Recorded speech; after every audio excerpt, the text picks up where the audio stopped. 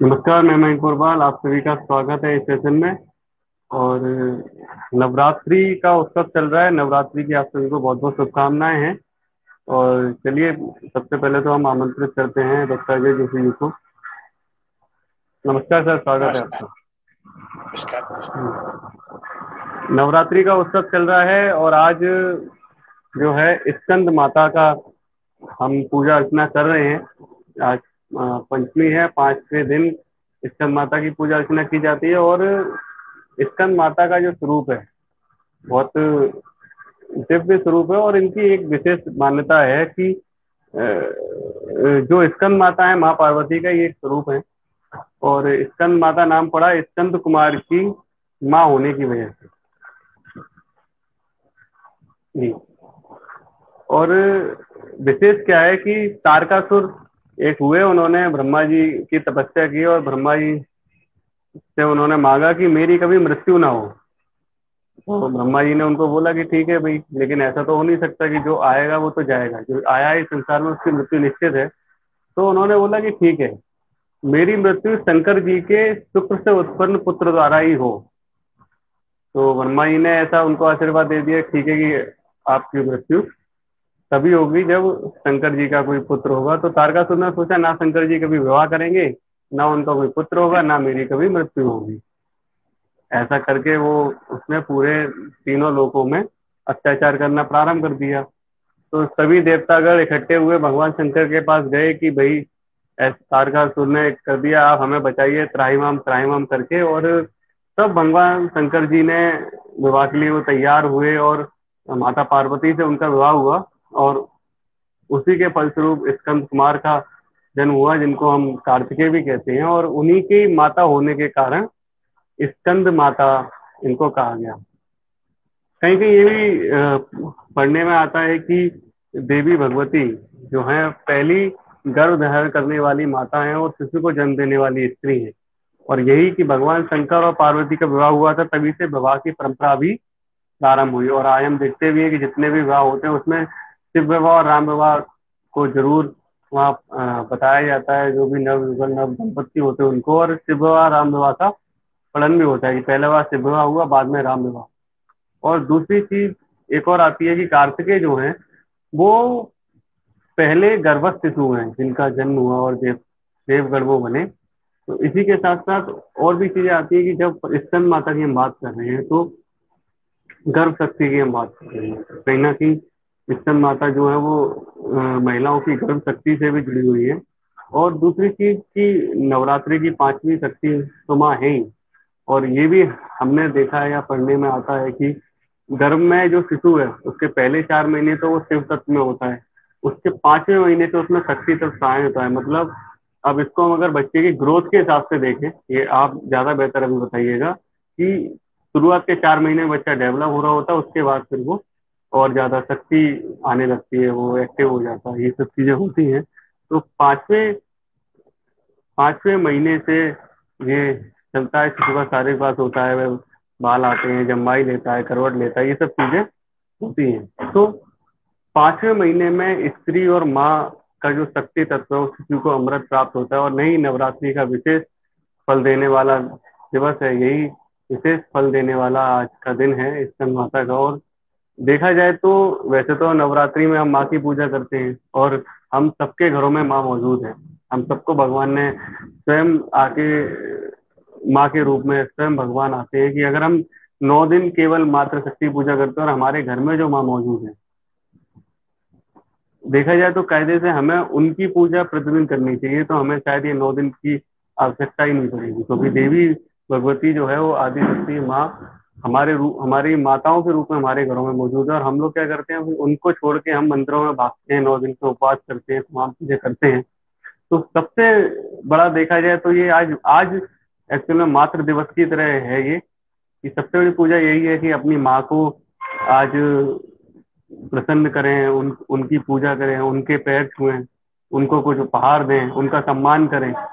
वैसे तो हर दिन ये होना चाहिए, लेकिन कायदे से आज मातृ दिवस है जो माताओं के लिए है। वैसे तो हम इंग्लिश कैलेंडर के हिसाब से मदर्स डे मनाते ही हैं, लेकिन क्योंकि जन्म देने वाली माँ का दिन आज है, क्योंकि गर्भस्थ की बात हो रही है, तो आज का एक विशेष मैं सभी से अनुरोध भी करूंगा कि आज के दिन अपनी माता जी से जाके जरूर मिलें, उनके पैर जरूर छुएं, उनसे जरूर बात करें। और अगर आप वो करेंगे तो जो देवी भगवती है, जिनके लिए आपने 9 दिन का उपवास रखा है, जिनके लिए आप उनसे शक्ति की प्रार्थना कर रहे हैं, उनको उनसे सिद्धि की प्रार्थना कर रहे हैं, तो वो कहीं ना कहीं बहुत आसान हो जाएगा। और अगर आज ये 9 दिन कर लेंगे तो और ज्यादा आसान हो जाएगा। और अगर प्रतिदिन करेंगे तो फिर तो सब कुछ ही संभव है। और अगर हम ज्योतिष के हिसाब से देखें तो दीपाली जी ने बताया है कि सारे ग्रह हमारे जो हैं वो कहीं ना कहीं हमारे रिश्तों में भी है। तो माता जो है वो हमारे चंद्रमा को रिप्रेजेंट करती है। और अगर माँ अगर आपसे प्रसन्न है तो आपकी इमोशनल और साइकोलॉजिकल हेल्थ भी ठीक रहेगी।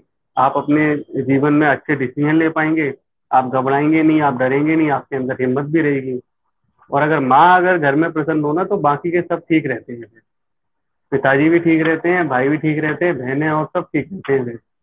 तो इसलिए सबसे अच्छा है कि आज एक माँ को प्रसन्न करने से आपके सारी चीजें ठीक हो रही हैं, सारी मुसीबतें दूर हो रही हैं, सारी परेशानियां दूर हो रही हैं। जी, आप क्या कहना चाहेंगे सर?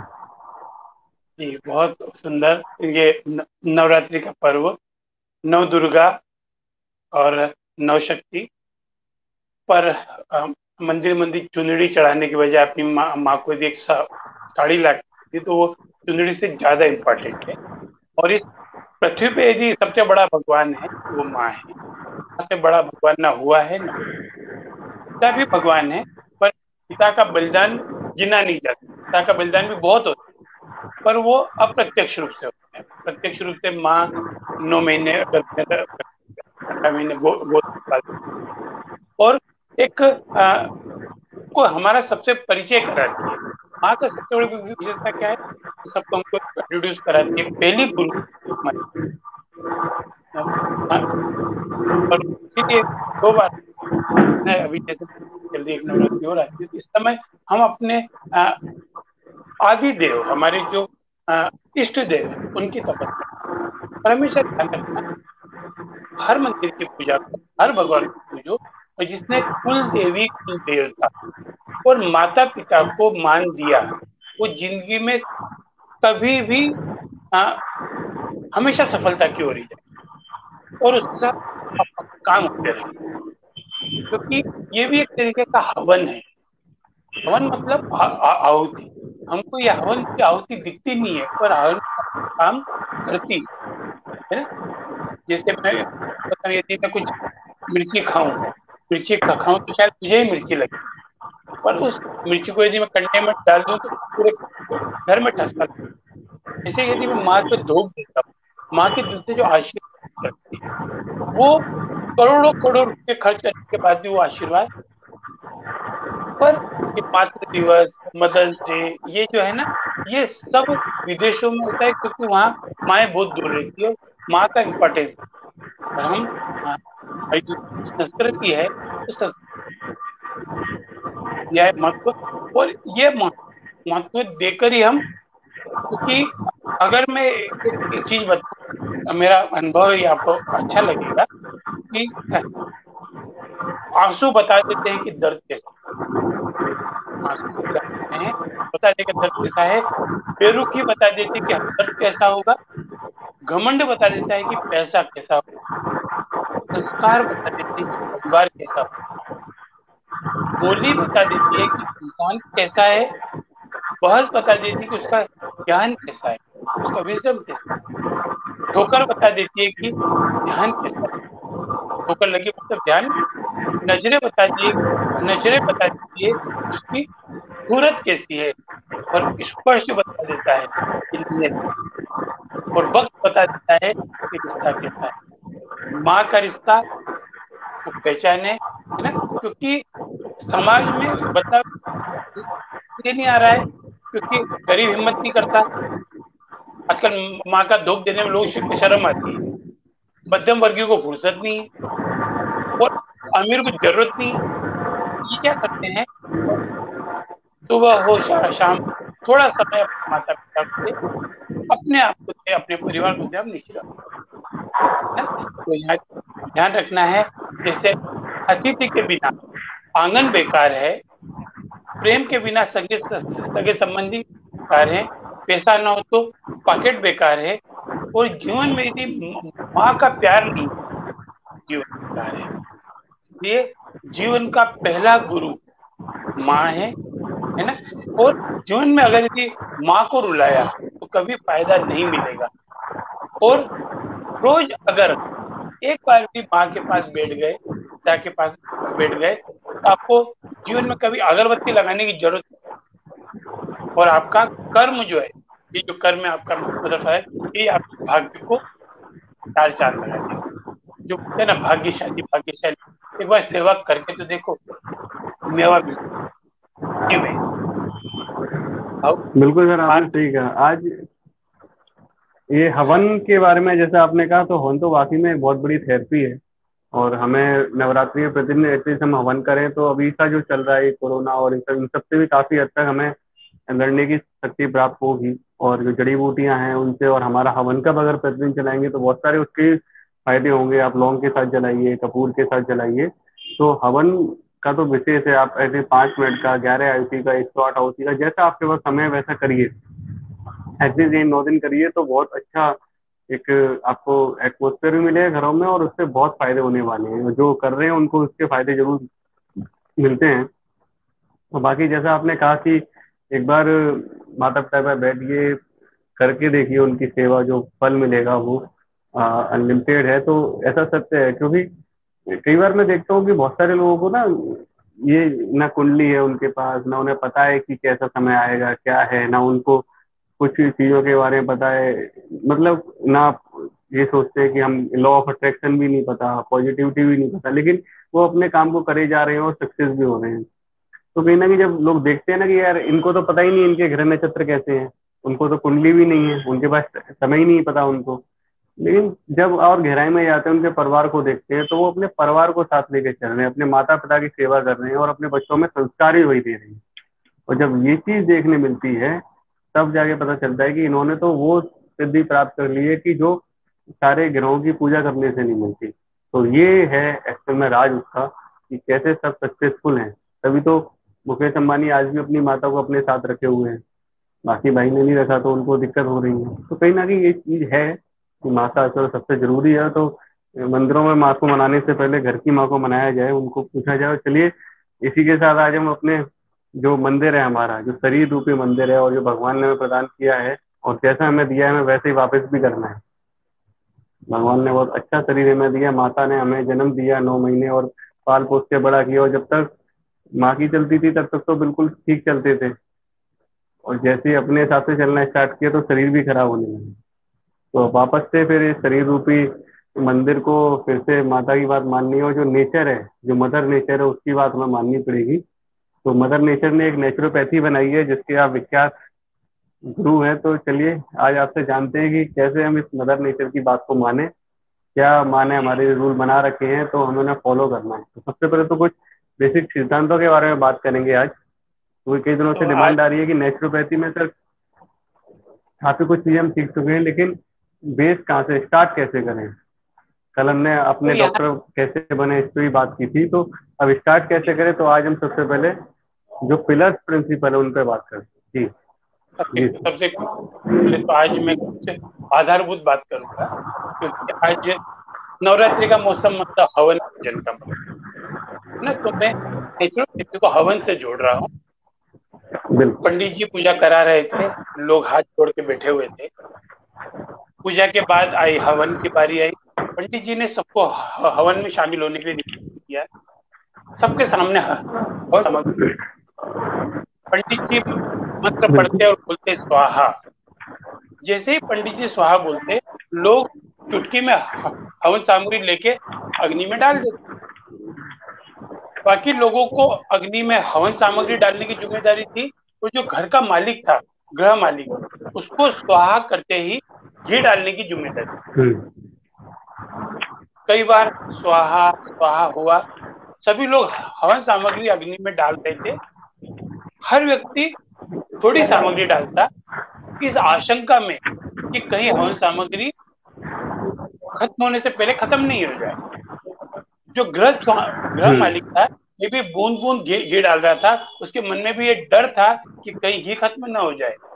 मंत्रोच्चार चलता रहा, स्वास्थ्य होता रहा और पूजा भी हो गई, हवन पूरा हो। जो लोग इस आशंका से हवन सामग्री बचाए बैठे थे कि कहीं कम ना पड़ जाए, उन सबके पास बहुत सी सामग्री बच गई।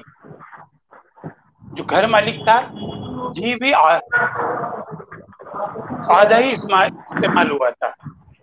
अब क्या हुआ, इसके बाद हवन पूरा होने के बाद पंडित जी ने सभी से कहा, जितनी सामग्री बची है उसे भी अग्नि में डाल दें। अग्नि में गृह स्वामी से भी उन्होंने कहा कि अपना पूरा घी, बचा हुआ घी भी कुंड में डाल दे। एक साथ बहुत सी हवन सामग्री घी में डाल दी गई।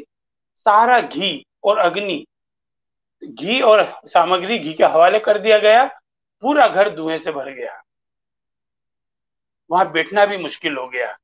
एक एक करके सभी कमरे के बाहर निकल गए और आपस में एक दूसरे से बात कर रहे थे, बेकार ही हमने हवन सामग्री बचाई, सही अनुपात में डाल दिए होते तो कमरे में धुआं नहीं फैलता।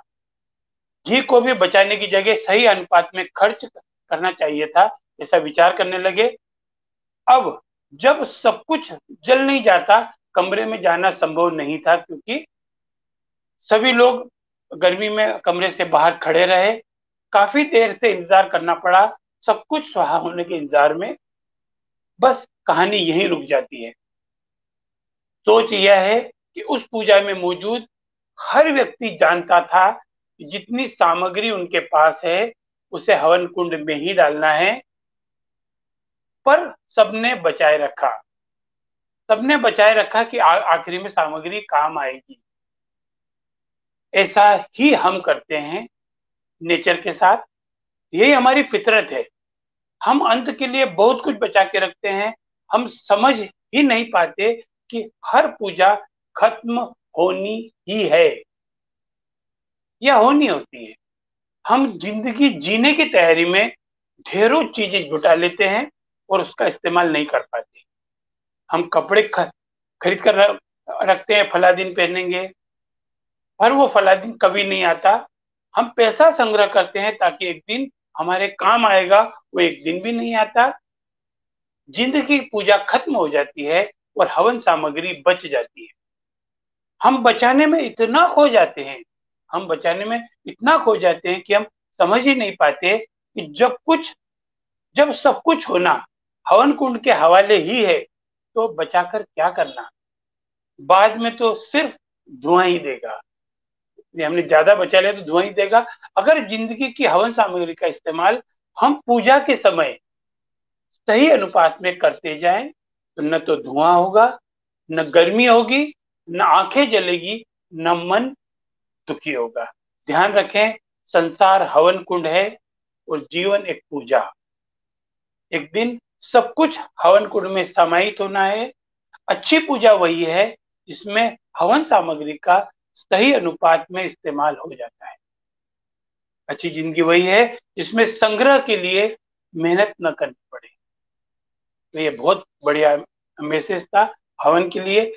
और चूंकि नेचुरोपैथी की बात करना है, नेचुरोपैथी के कुछ सिद्धांतों की बात करना है, तो हवन का सिद्धांत आज हमने स्टोरी के माध्यम से समझा। पर हम हवन की कल्पना करें कि हमारे घर में हवन हो रहा है, हवन कुंड है। हवन कुंड में आहुति हम कब डालते हैं, जब अग्नि होता है। अग्नि प्रज्वलित हुए बिना हम सामग्री नहीं डालते हैं।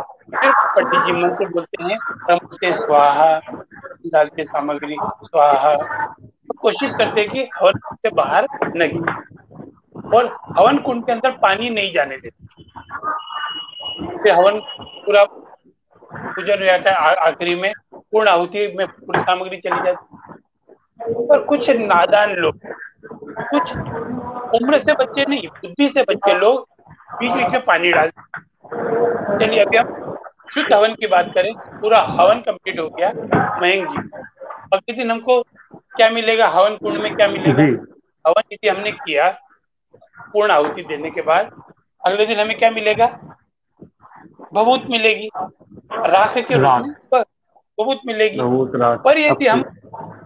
नेचर से खेलें, नेचर से खिलवाड़ करें, या हवन अग्नि प्रज्वलित ही नहीं हुई और हम सामग्री डालना चालू कर दें, चलिए, अग्नि भी प्रज्वलित हो गई, सामग्री भी डाल रहे हैं, और पूरी सामग्री डालने के बाद एक गिलास पानी उसमें हवन कुंड में कुड़, क्या होगा? अगले बहुत दिन हमें बहुत सारे लोग बबूत ये नहीं करते भी है मिलेगी। सर। कई हमें बबूत नहीं मिलेगी, कई राख नहीं जगह मिलेगी। लोग क्या जी, हमें डल्ले मिलेंगे, कई डल्ले। जगह क्या करते हैं आधा। लोग। जी। कई लोग क्या करते हैं कि पहले थोड़ा थोड़ा डाला, फिर लास्ट में कहते हैं पूर्ण आहुति, तो क्या होता है, पंडित जी बोलते हैं कि भाई अब जितनी भी बची है सारी एक साथ डाल दो, और फिर क्या करते हैं, हो जाता है धुआं।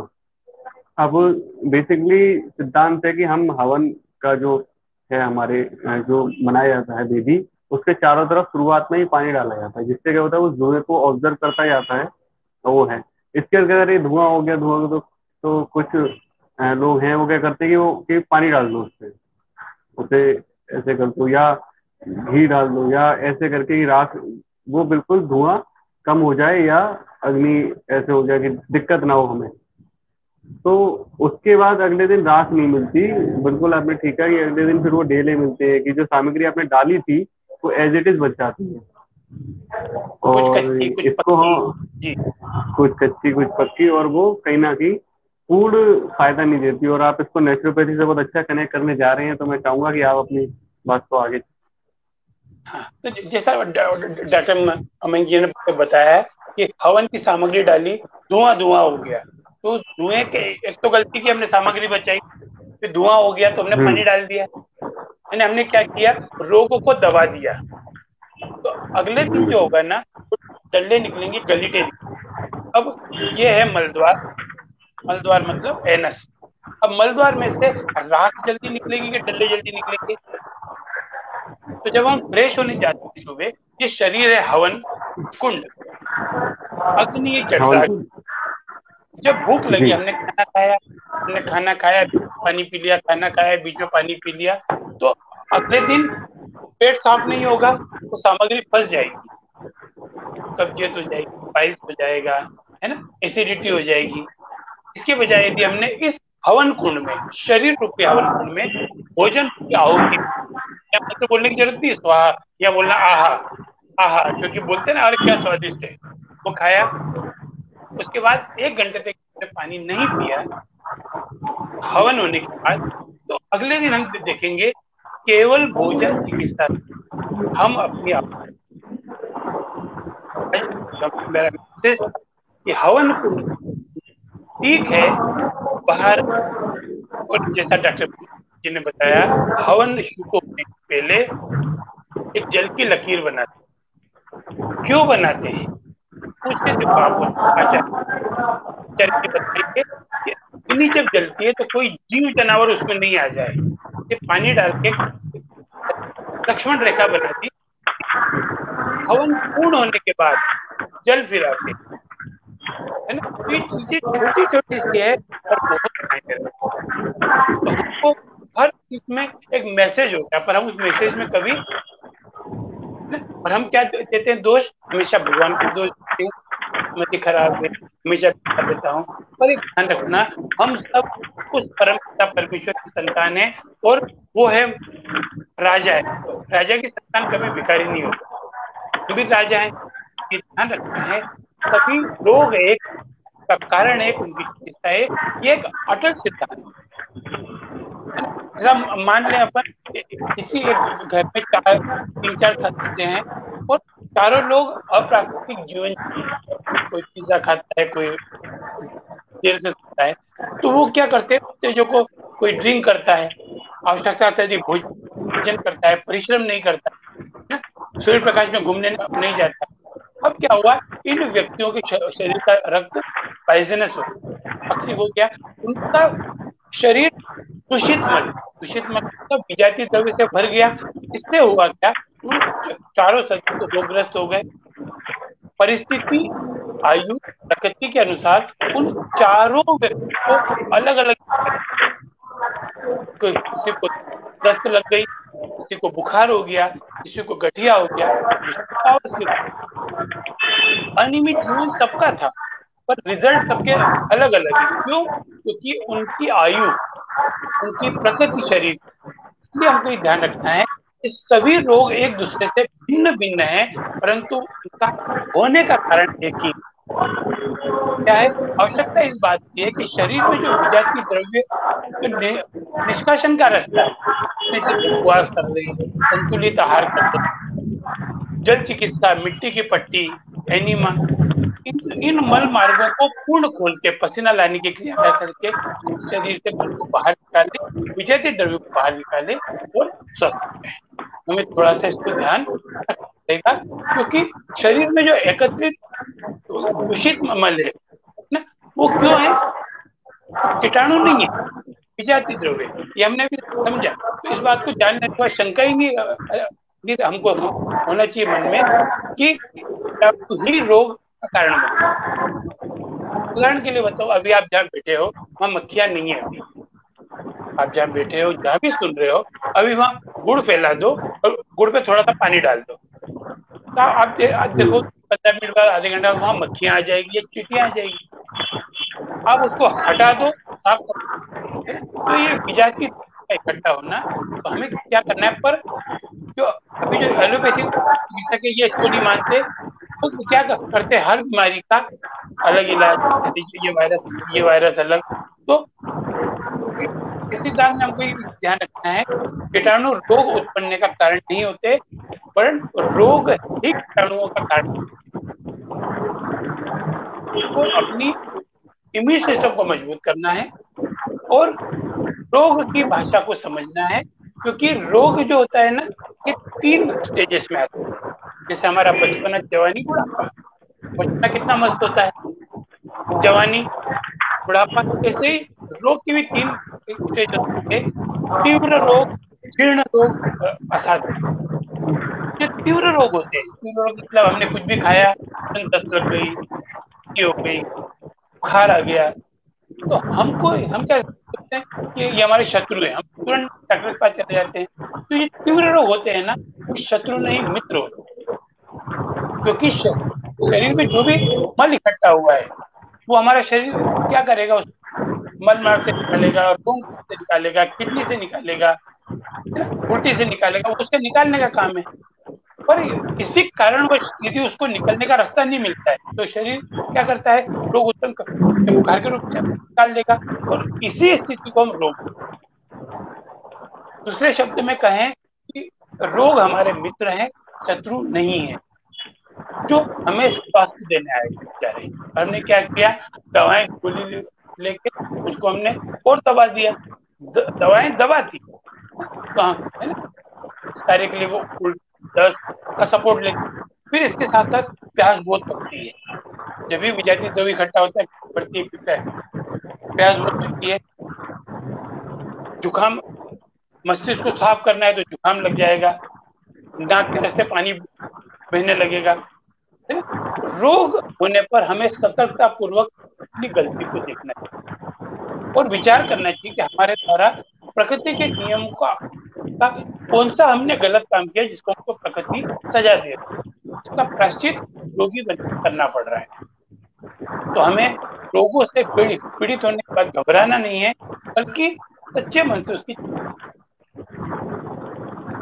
जैसे मयंक जी ने बोला माँ, है ना, तो माँ, पृथ्वी भी हमारी माँ है, तो प्रकृति भी हमारी माँ है, और ये स्वयं एक चिकित्सा। प्रकृति चिकित्सा में माना जाता है कि जीवन को जो संचालित कर रही है सर्वशक्तिमान सत्ता, जन्म होने से लेकर मरने तक, स्वस्थ, रोग आदि सबका देखभाल कर रही है। ईश्वर में विश्वास रखने वाले लोग जिसे ईश्वरीय शक्ति कहते हैं, और ईश्वरी को न मानने वाले इसको जीवन शक्ति मानते हैं। सब अपने अपने रूप से सब उसको देखते हैं। हमारे शरीर के यही शक्ति रोग मुक्त देकर हमें आरोग्यता प्रदान करती है। प्राकृतिक चिकित्सा, नेचर क्योर वो शक्ति है जिससे हमारे शरीर के आंतरिक भाग में है ऑटो इम्यून सिस्टम। केवल यही शक्ति जो है उनको स्वास्थ्य बनाए रखती है। का उदाहरण अपन यदि देते हैं तो हम पानी में डूबते हैं तो सबसे पहले एक बार वो शरीर ऊपर फेंकता है, कोई चीज आंख में चली गई, आंसू निकलते, हर चीज ऑटो इम्यून सिस्टम हमारे अंदर कि हमें प्रकृति की भाषा को समझना है। हमारी माता हमारी माँ है। फिर जब भी चिकित्सा में यदि हम आते हैं, चिकित्सा में अन्य पद्धतियों में क्या करते हैं, रोगों की चिकित्सा पे ध्यान दिया जाता है, जैसे eye specialist, brain specialist, kidney का ये। पर प्राकृतिक चिकित्सा में जो होता है ना, ये चिकित्सा रोग की नहीं करते, रोगी के शरीर की करते हैं, क्योंकि संपूर्ण रोगी का संपूर्ण शरीर की चिकित्सा करके उसे रोग मुक्त किया जाता है। सामान्यतः यदि अपन देखें, तो रोग तो शरीर के भीतर एकत्रित मल के कारण हुआ था, पर हमने क्या किया, समय पाके उसे विशेष प्रक्रिया द्वारा बाहर निकालने का प्रयास किया। प्रयास कैसे किया, लंघन कर लिया, मिट्टी चिकित्सा ले ली, पानी चिकित्सा ले ली, है ना। इसलिए हमने क्या किया, रोग की चिकित्सा करते समय रोगों के कारण को ढूंढकर उसका इलाज करना प्रारंभ किया। जैसे उदाहरण के लिए सर दर्द होने पे सर दर्द दवा नहीं ली, हमने ये देखा ये पाचन संस्थान का दोष है, रक्त विकार है, हमने क्या किया, लंघन कर दिया, छोड़ दिया या फलाहार कर लिया, है ना। पर हमेशा ये ध्यान रखना, प्राकृतिक चिकित्सा प्रणाली जो है, सिस्टम, इस सभी प्रकार को रोग को ठीक कर सकता है, लेकिन सभी रोगियों को नहीं। फिर से बोल रहा हूँ, ये शब्द बहुत लंबा अच्छा शब्द है ये। प्राकृतिक चिकित्सा प्रणाली द्वारा सभी रोग ठीक कर सकते हैं, सभी रोगियों को ठीक नहीं कर सकते। रोगी को अच्छा होना ना होना वो डिपेंड करता है कि रोगी के शरीर में विजातीय द्रव्य कितना है, टॉक्सिक कितना है। तो मैंने उदाहरण दिया था, एक घर में 4-5 मेंबर है, तो सबकी उम्र, है ना, नेचर वगैरह अलग अलग, तो डिपेंड करता है कि रोगी के भीतर विजातीय द्रव्य। फिर रोगी को नष्ट करने के लिए उसकी जीवन शक्ति है कि नहीं उसके अंदर, ऑटो इम्यून पावर कितनी है उसकी। फिर रोगी अपने रोग का इलाज कर रहा है, धैर्य है कि धैर्य खो चुका है। कई लोग तो क्या करते हैं, भगवान उठा ले तो अच्छा है यार, है ना, वो उसको टाइम लगेगा। फिर रोग से जो पीड़ित है उसका प्राकृतिक चिकित्सा प्रणाली में विश्वास है या नहीं।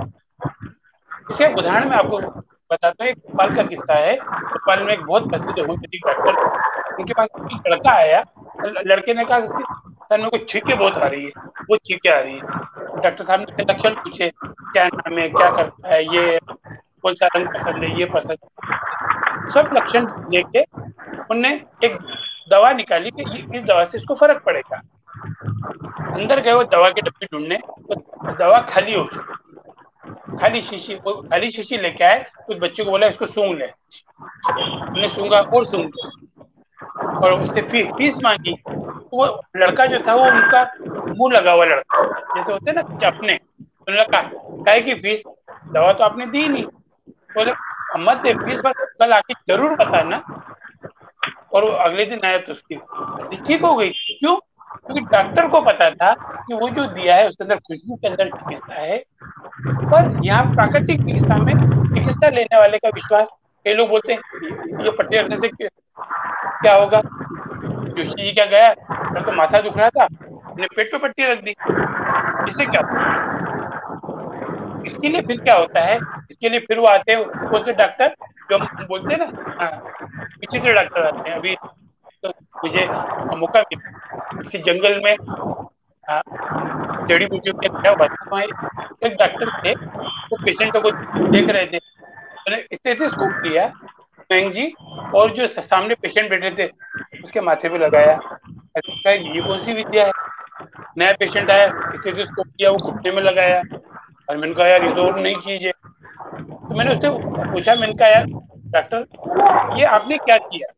बोले सर यहाँ के जो लोग हैं ना, तो ये बताना पड़ता है कि मैंने तेरे को चेक किया है, ये तो फीस नहीं देते यार, भारी बेवकूफ बनाते हैं। तो ने किस्सा सुनाया मुझे, सत्य घटना है, कि थर्मामीटर जो होते हैं ना, उसके पास थर्मामीटर थे 5, और बहुत भीड़ लगती थी उसके, वो सबको थर्मामीटर यहाँ लगा देता, और अगला पेशेंट देखता है इंजेक्शन ठोक रहा है, इंजेक्शन भी हाई डोज, पिचकारी, है ना, बहुत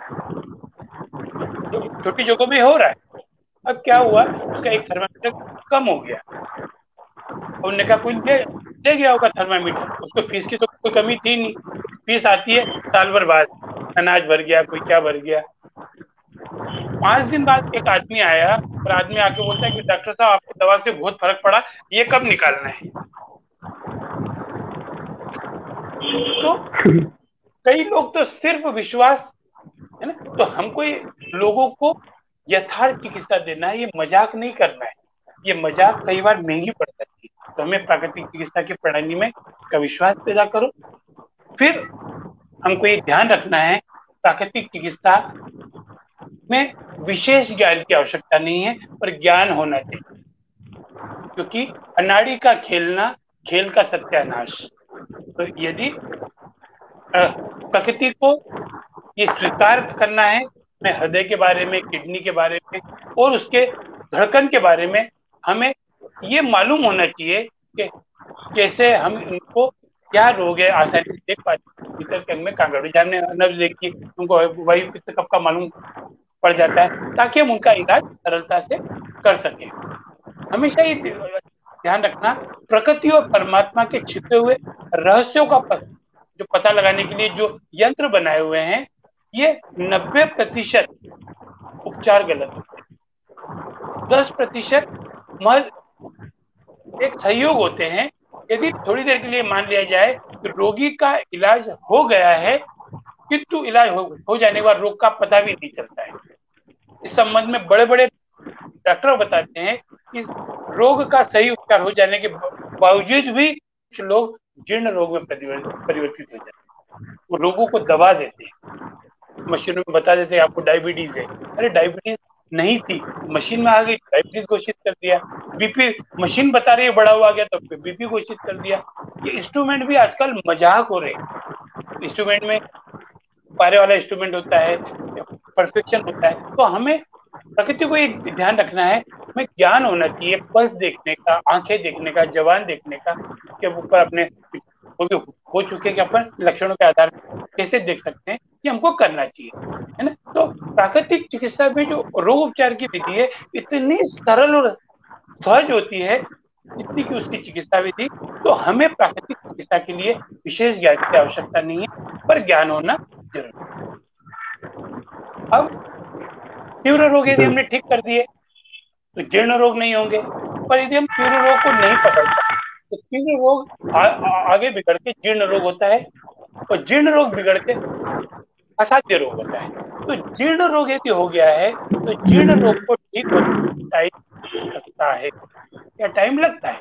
लोगों क्या चाहिए, तुरंत रिजल्ट चाहिए। तो वर्तमान समय में जो जितनी भी चिकित्सा पद्धति है, उन सब में प्राकृतिक चिकित्सा सबसे तेज रिजल्ट देने वाली चिकित्सा है। पर दिक्कत क्या है कि व्यक्ति सब तरह की चिकित्सा करके, सब तरह से थक हार हार के प्राकृतिक चिकित्सा की शरण में आता है, और तब तक उसका तीव्र रोग या तो जीर्ण रोग में बदल गया होता है या असाध्य रोग में हो गया होता है। इसी कारण क्या होता है, लोग, और फिर होता क्या है, जो वो होता है साधक, ये रोग से नहीं बल्कि उसके उपचार के दौरान जो उन्होंने दवाएं ली है, हाई डोज ले ली है, उससे भी पीड़ित हो जाता है। और इस प्रकार प्राकृतिक चिकित्सा को मुख्य रोग का इलाज करने के साथ साथ जो पुराने विष हैं उसको भी शरीर से निकालना पड़ते हैं। इसलिए महीने से लेकर सालों तक का समय लग जाता है। क्यों? क्योंकि इतना टॉक्सिक इकट्ठा कर लिया। अभी हम देख रहे हैं तो कर्णों का टिकट करा रहे, छाले हो गए, अल्सर हो गए, ये हो गए, तो वो तीव्र रोग जीर्ण रोग में हो गया, असाध्य रोग में हो गया।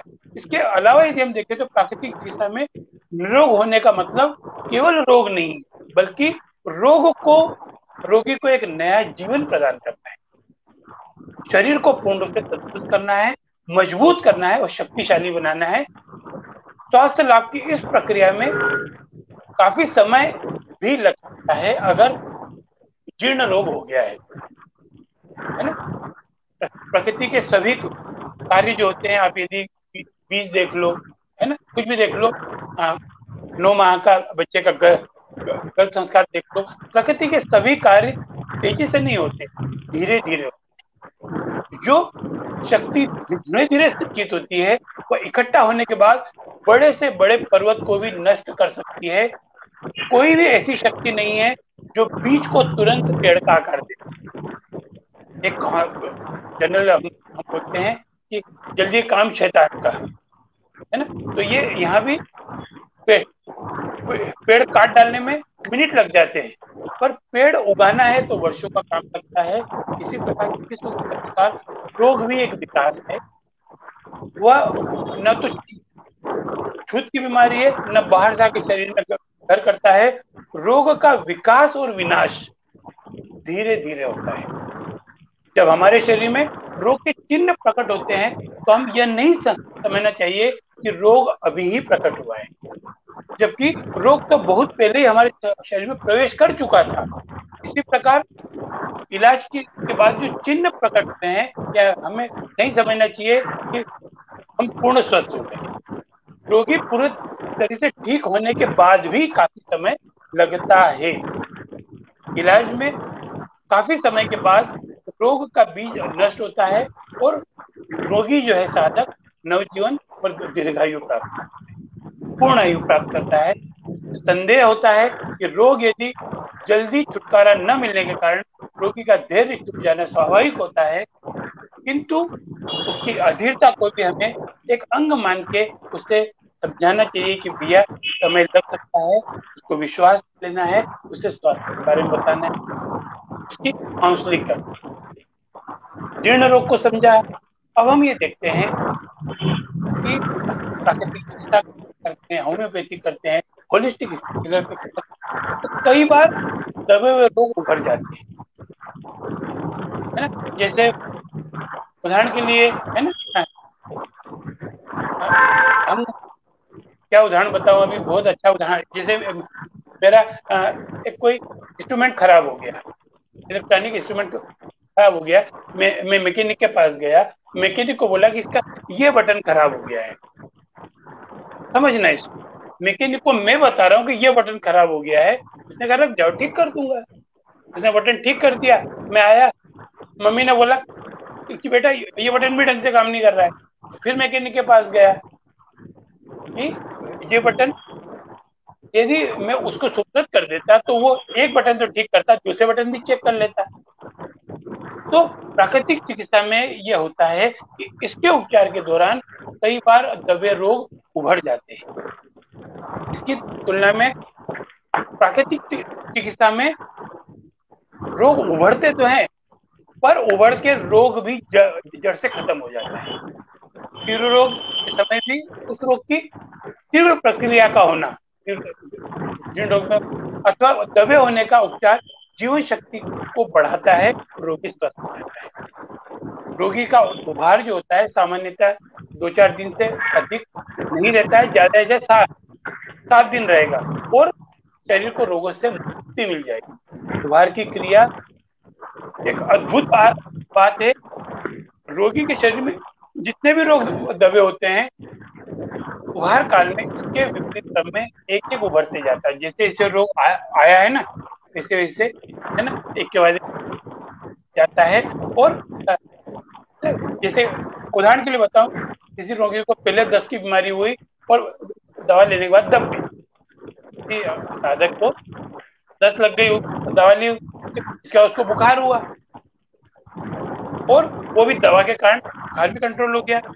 हमारे शरीर को, रोग को शरीर से बाहर निकालने के लिए कार्य करना पड़ा, तो पहले होगा क्या, पहले बुखार ठीक होगा, फिर दस्त ठीक होगा। जिस क्रम से आए थे ठीक होगा। लोगों को, है ना, मलमूत्र त्याग करते समय थोड़ी परेशान होती है, वो भी एक प्राकृतिक चिकित्सा का उभार होता है, क्योंकि मलमूत्र त्याग करने के बाद हमारा शरीर पहले से हल्का प्रतीत होता है। अब हम एकदम रिलैक्स हो जाते हैं, है ना। महिलाओं का मेंस साइकिल का होना, है ना, प्रेगनेंसी के दौरान दर्द होना, पके फोड़े का एहसास होना, है ना, ये सब चीजें प्राकृतिक उभार के ही उदाहरण है। तभी तीव्र रोग जैसे हैजा, बुखार, चेचक, है ना, ये हमारे मल से भरे हुए शरीर से जीवन जीवन शक्ति को द्वारा बाहर निकालने के लिए की कोशिश करते हैं, और हम रोगों को तीव्र संकट या तो समझ नहीं पाते। इस प्रकार हमको ये मानना चाहिए कि रोगों का इलाज करते समय रोग का उभार होना अपना कल्याणकारी है, मंगलमय है, आवश्यक है। इसलिए घबराना बिल्कुल नहीं चाहिए, डरना बिल्कुल नहीं चाहिए। हालांकि उभार को जल्दी लाने और उसे तेजी से नष्ट करने की कोशिश भी नहीं करना चाहिए, क्योंकि प्रकृति का सिद्धांत जो हर काम धीरे धीरे करती है। प्रकृति अपने धीरे धीरे कार्य करके उसको ठीक करती है और हमको पूर्ण स्वस्थ करती है। अब स्वस्थ शरीर में स्वस्थ मन निवास करता है। तो प्राकृतिक चिकित्सा क्या करती है? मन, शरीर और आत्मा तीनों का उपचार एक साथ करती है, जिससे हमारा शरीर, मन और आत्मा तीनों का सामंजस्य है। जैसे हमारे सूर्य के आसपास पृथ्वी घूम रही है, पृथ्वी के आसपास चंद्रमा घूम रहा है, चंद्रमा के आसपास अन्य ग्रह घूम रहे हैं, ऐसे हमारा शरीर, मन और आत्मा, इन तीनों का सामंजस्य ही एक पूर्ण स्वास्थ्य की परिभाषा। प्राकृतिक चिकित्सा में इन तीनों को विशेष ध्यान रखा जाता है। प्राकृतिक चिकित्सा की विशेषता है कि ये तीनों के स्वास्थ्य का ध्यान रखता है। एक साधे सब सदे, सब साधे सब जाए। फिर प्राकृतिक चिकित्सा में उत्तेजक पदार्थ का, औषधियों का लेने का सवाल ही नहीं होता है। कभी पेट साफ नहीं हो रहा है तो हमने कायमचूट ले लिया ना, वो पेट सफा ले लिया। तो हमेशा ये क्या करते हैं, औषधियों के द्वारा यदि का उपचार करना है, ये अन्य खेती में होता है, प्राकृतिक चिकित्सा में नहीं होता है।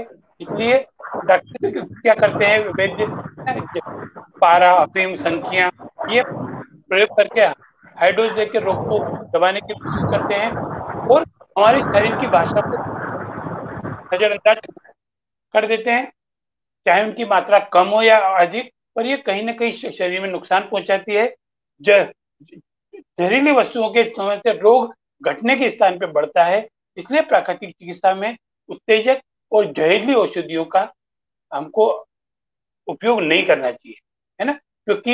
क्यों नहीं करना चाहिए? क्योंकि इसका सबसे बड़ा कारण यह है कि प्राकृतिक चिकित्सा का सिद्धांत औषधि चिकित्सा सिद्धांत के बिल्कुल ही अलग है। प्राकृतिक चिकित्सा प्रणाली में रोग बाहरी चीज नहीं बल्कि शरीर के आंतरिक भाग की चीज मानी गई है, जिसे प्राकृतिक साधनों द्वारा दूर कर सकते हैं, अर्थात, है ना। तो हम प्राकृतिक उपचार से प्रकृति को ठीक कर सकते हैं। हमारा ये मानना है औषधियों का काम जो है रोग को छुड़ाना नहीं है। सभी प्रकार के खाद्य पदार्थ औषधि से भरे पड़े हैं, जैसे हवा, जल, सूर्य का प्रकाश, फल, सब्जी, ये सब चीजें भंडार भरे हैं। इनको हम प्रयोग करके औषधि बोल सकते हैं। प्राकृतिक चिकित्सा के अंतर्गत यही खाद्य पदार्थ, औषधियां और आहार दोनों होते हैं। आज नेचुरोपैथी के कुछ को समझा, हवन को समझा, स्वस्थ को समझा।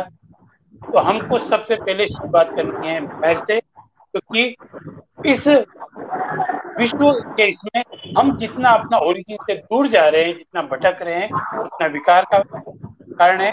हमें अपनी अंतर शक्ति को पहचानना है और हमारे आसपास जो भी हो रहा है उसमें कहीं ना कहीं अपने स्वास्थ्य को ढूंढना है और हवन में अपनी एक आहुति देना है पूर्ण स्वास्थ्य की, क्योंकि ईश्वर ने शरीर दिया है स्वस्थ रहने के लिए, बीमार रहने के लिए।